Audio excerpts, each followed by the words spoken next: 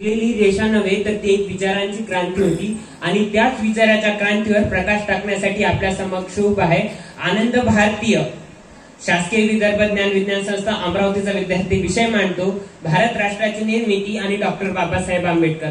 भारत राष्ट्राची निर्मिती जाणून घेण्याआधी राष्ट्राची निर्मिती म्हणजे काय हे जाणून घेणे मला अतिशय महत्त्वाचे वाटते आणि तुम्हालाही सांगणे मला अतिशय महत्त्वाचे वाटते।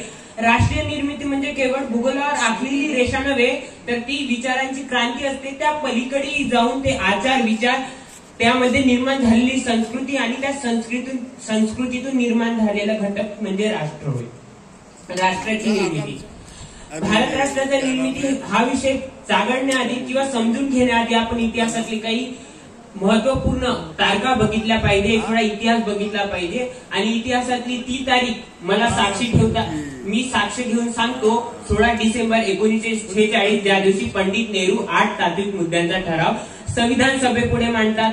त्या संविधान सभेपुढे मांडलेल्या 8 तात्विक मुद्द्यांच्या ठरावापैकी त्या 8 मुद्द्यांवरती डॉक्टर बाबासाहेब आंबेडकरांना बोलण्याची चर्चा करण्याची संधी मिळते। ती संधी मिळण्याचं कारण म्हणजे डॉक्टर बाबासाहेब आंबेडकरांची असलेली विद्वत्ता, त्यांच्याकडे असलेलं ज्ञान आणि त्या 8 तात्विक मुद्द्यापैकी पहिला मुद्दा होता भारत सार्वभौम गणराज्य असेल। डॉक्टर बाबासाहेब आंबेडकर या मुद्द्याला हाथ लावता न म्हणतात हमें इस देश को बताना होगा कि भारत किस तरह की सार्वभौम शासन पद्धति को जगह देगा। यहाँ पर लोकशाही रहेगी, राजशाही रहेगी या हुकुमशाही रहेगी, हमें बताना होगा क्योंकि सार्वभौम एक कुछ 4 शब्दों का अक्षर नहीं है, ये इस देश का बहुत बड़ा गहना है।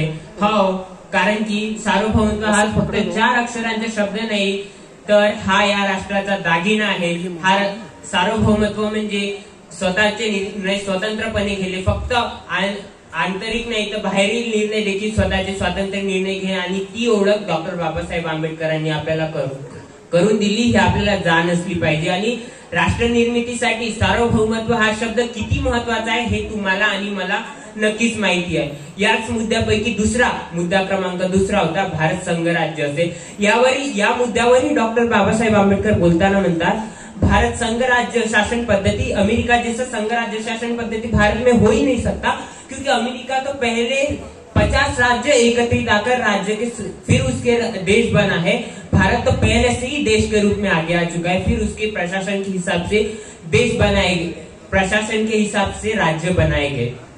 म्हणून डॉक्टर बाबासाहेब आंबेडकरांनी स्टेट ऑफ युनियन ही संकल्पना दिली आणि खूप जणांना हा प्रश्न आहे। भारतातील अनेक लोक म्हणतात अखंड भारत पाहिजे, अखंड भारत पाहिजे। मला त्यांना सांगावंच वाटेल हा अखंड भारतापेक्षा काही मोठे, ते अखंड भारतापेक्षा खूप मोठे आहे। डॉक्टर बाबासाहेब आंबेडकरांनी स्टेट ऑफ युनियन ही संकल्पना दिली कारण की भारतातील काही लोकांना असं वाटते की भारतात अखंड भारत असावा, भारत संघ राज्य शासन पद्धती असावी आणि त्यावेळी डॉक्टर बाबासाहेब आंबेडकरांनी ज्या पद्धतीने विस्तृत पद्धतीने भारत संघ राज्य शासन पद्धती आहे हे जेव्हा विस्तृत पद्धतीने सांगितले आणि ज्यावेळी मी वाचलं आणि त्यानंतर मला समजून आलं की नाही अखंड भारत दुसरा तिसरा कोणता नाही तर हाच अखंड भारत आहे जे स्वप्न काल डॉक्टर बाबासाहेब आंबेडकरांनी बघितले ते आज आपल्याला चांगल्या पद्धतीने निर्माण करायचे आहे।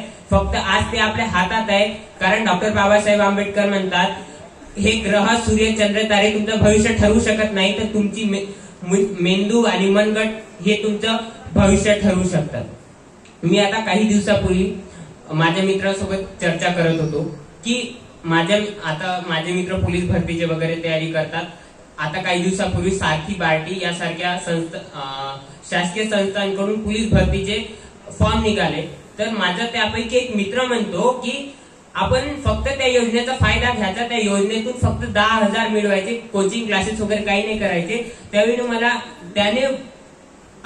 त्याने म्हटलेले हे वाक्य फक्त कोचिंग क्लासेसचा फायदा नाही घ्यायचा, फायदा घेऊन काहीच नाही, फक्त आपण ते 10,000 घ्यायचे। मला त्यावेळी थोडं वाईट वाटलं कारण की आपण फक्त या देशाची भावी पिढी आहोत। आज जर आपण ते 10,000 घेतले तर उद्या ते 10,000 किती आपल्याला महागात पडतील हे आपल्याला समजलं पाहिजे कारण की आताचे 10,000 ते आपल्या शिक्षणासाठी आहे, उद्या आपण या देशाचा भार उचलला पाहिजे कारण आपण किती दिवस शासनाच्या पैशावर जगणार आहोत। आज 1500 देते, उद्या 2,000 देते, किती दिवस हे 1500 2,000 पुरणार आहे तुम्हाला हे लक्षात आलं पाहिजे।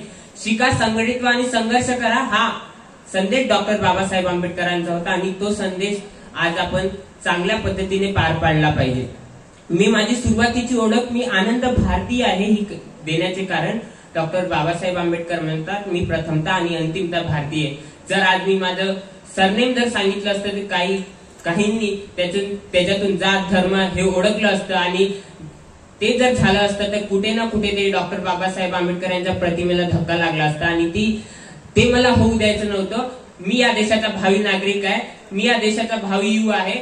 माहित नाही या देशात कधी विकसित भारत घडून येईल, पण ज्यावेळी मी स्वतःसाठी प्रयत्न करीन की मी स्वतःसाठी रोजगार निर्माण करीन आणि इतरांना रोजगार देईन, तेव्हा भारत राष्ट्राची निर्मिती होईल. कारण डॉक्टर बाबासाहेब आंबेडकरांनी तो रथ त्यांच्याकडून जोपर्यंत होईल तोपर्यंत नेण्याचं काम केलं. आज माझी आणि तुमची जबाबदारी आहे की तो रथ त्या पुढे नेला पाहिजे. कारण की भारत राष्ट्राची निर्मिती इथे येणारा प्रत्येक स्पर्धक सांगून गेला की डॉक्टर बाबासाहेब आंबेडकरांनी 2 वर्ष 11 महिने 18 दिवसांचा कालखंड संविधान निर्मितीसाठी लागला. पण डॉक्टर बाबासाहेबांनी हे कोणी सांगितलं नाही की डॉक्टर बाबासाहेब आंबेडकरांनी फक्त या देशात संविधान 5 महिन्यात लिहून पूर्ण केलं. डॉक्टर बाबासाहेब आंबेडकरांची एवढी विद्वत्ता होती की त्यांनी फक्त 5 महिन्यात हे संविधान लिहून पूर्ण केलं.